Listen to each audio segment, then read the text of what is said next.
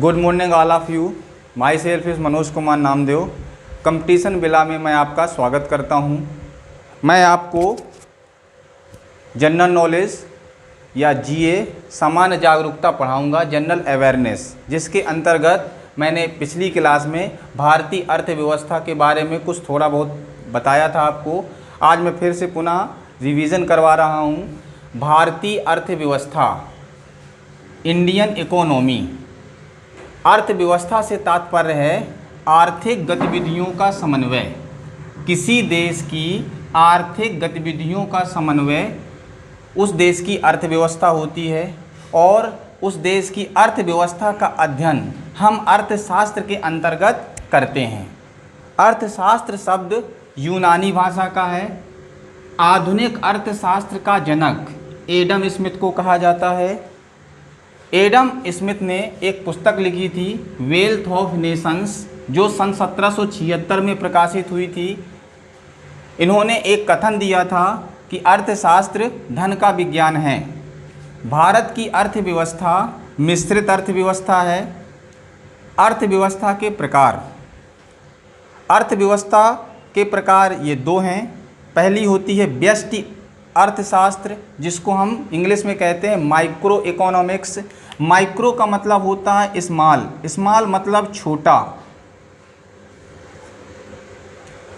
Micro economics से तात्पर्य है कि जब हम जिस अर्थशास्त्र में इंडिविजुअल लेवल पर हम अध्ययन करते हैं तो उसे हम व्यष्टि अर्थशास्त्र कहते हैं। ये मूल्य के सिद्धांत पर आधारित होती है। किसके सिद्धांत पर आधारित होती है? ये मूल्य के सिद्धांत पर आधारित होती है। और व्यष्टि अर्थशास्त्र का जो जनक है वो एडम स्मिथ ही है। व्यष्टि अर्थशास्त्र का जनक एडम स्मिथ है। दूसरा प्रकार है समष्टि अर्थशास्त्र। इसको हम स्थूल भी कहते हैं और इंग्लिश में कहते हैं मैक्रो इकोनॉमिक्स। मैक्रो का मतलब होता है बड़ा, लार्ज। मैक्रो का मतलब होता है बड़ा, लार्ज। जिस अर्थशास्त्र में हम नेशनल और इंटरनेशनल लेवल पे आर्थिक गतिविधियों का अध्ययन करते हैं उसे हम समष्टि अर्थशास्त्र या स्थूल अर्थशास्त्र कहते हैं। समष्टि अर्थशास्त्र आय व रोजगार के सिद्धांत पर आधारित है और समष्टि अर्थशास्त्र के जनक हैं जे.एम. केन्स। समष्टि अर्थशास्त्र के जनक कौन हैं? जे.एम. केन्स। ये माइक्रो व मैक्रो शब्दों का प्रयोग, माइक्रो व मैक्रो शब्दों का प्रयोग 1935 में रेगनर फ्रिश ने किया था। ये इम्पोर्टेंट पॉइंट्स कई बार आ चुका है कंपटीशन में। माइक्रो व मैक्रो शब्दों का प्रयोग 1935 में रेगनर फ्रिश ने किया था। आपको याद रखना है, माइक्रो व मैक्रो शब्दों का प्रयोग 1935 में रेगनर फ्रिश ने किया था। अब हम पढ़ेंगे आगे अर्थव्यवस्था का वर्गीकरण। अर्थव्यवस्था के वर्गीकरण में पहला है पूंजीवादी अर्थव्यवस्था। पूंजीवादी अर्थव्यवस्था कैपिटलिज्म इकोनॉमी। इसमें निजी स्वामित्व होता है, बिजनेसमैन को सरकार सपोर्ट करती है और इसमें प्रॉपर लीडरशिप होती है।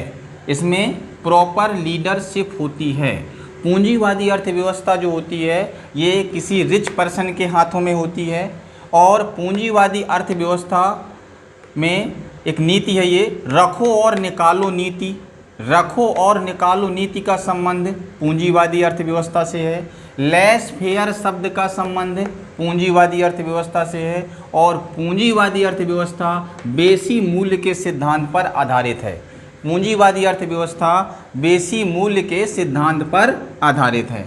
अमेरिका में किस प्रकार की अर्थव्यवस्था पाई जाती है? अमेरिका में पूंजीवादी अर्थव्यवस्था पाई जाती है। अब आता है समाजवादी अर्थव्यवस्था, सोशलिज्म इकोनॉमी। इसमें सरकार का नियंत्रण होता है, इसमें गवर्नमेंट का कंट्रोल होता है पूरी तरीके से। इसमें समाज के हर कदमे को देख के चला जाता है, मतलब इसमें भेदभाव नहीं होता, लेकिन इसमें प्रॉपर लीडरशिप नहीं होती। इस प्रकार की अर्थव्यवस्था पूर्व सोवियत संघ USSR तथा चीन में पाई जाती है। अब आते हैं मिश्रित अर्थव्यवस्था। मिश्रित अर्थव्यवस्था का मतलब है पब्लिक सेक्टर और प्राइवेट सेक्टर दोनों का अस्तित्व हो, अर्थात सार्वजनिक व निजी क्षेत्र का सह अस्तित्व होगा मिश्रित अर्थव्यवस्था में। भारत की अर्थव्यवस्था कैसी है? भारत की अर्थव्यवस्था मिश्रित अर्थव्यवस्था है और भारत ने मिश्रित अर्थव्यवस्था सन 1948 में अपनाई थी। मतलब इसमें क्या होता है कि सरकार बिजनेसमैन को कुछ जगह सपोर्ट भी करती है और कुछ जगह खुद उत्पादन करती है। ये हो गया मिश्रित अर्थव्यवस्था। अब हम पढ़ते हैं अर्थव्यवस्था के क्षेत्र। अर्थव्यवस्था के क्षेत्र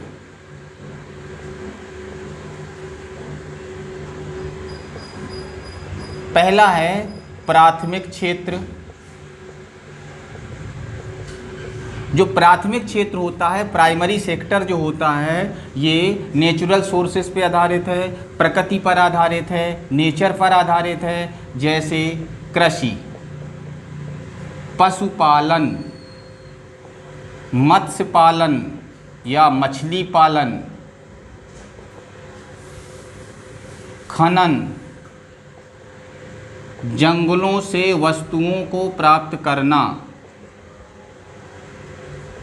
जंगलों से वस्तुओं को प्राप्त करना, ये सब प्राथमिक क्षेत्र के अंतर्गत आता है। प्राथमिक क्षेत्र के अंतर्गत कृषि, पशुपालन, मछली पालन,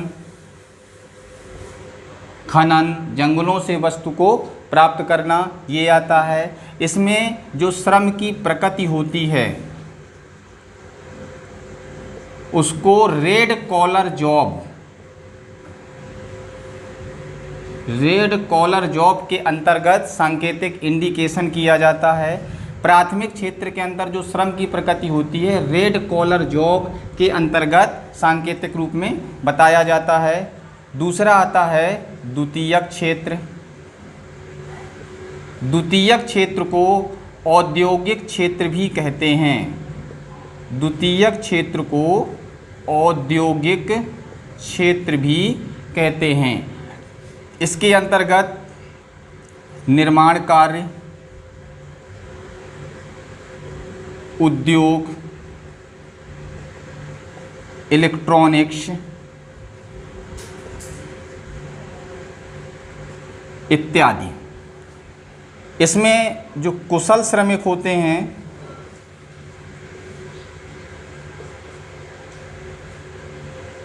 उनको वाइट कॉलर जॉब, और जो प्रत्यक्ष रूप से संलग्न श्रमिक होते हैं, जुड़े हुए जो श्रमिक होते हैं, उनको ब्लू कॉलर जॉब से सांकेतिक दिया जाता है।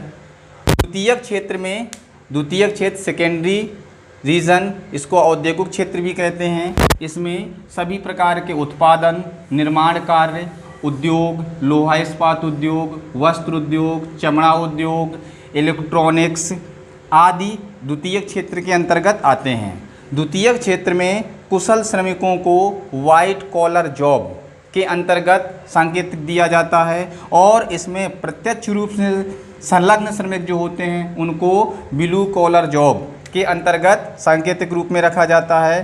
तीसरा क्षेत्र आता है तृतीयक क्षेत्र। तृतीयक क्षेत्र अर्थात सेवा क्षेत्र, टर्सरी रीजन, सर्विस क्षेत्र इसको कहते हैं, सेवा क्षेत्र कहते हैं। इसमें बैंकिंग, बीमा, चिकित्सा, परिवहन, पर्यटन, संचार।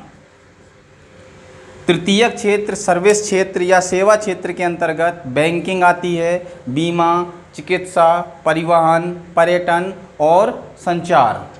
भारत के सकल घरेलू उत्पाद में जीडीपी में सेवा क्षेत्र का सर्वाधिक योगदान है।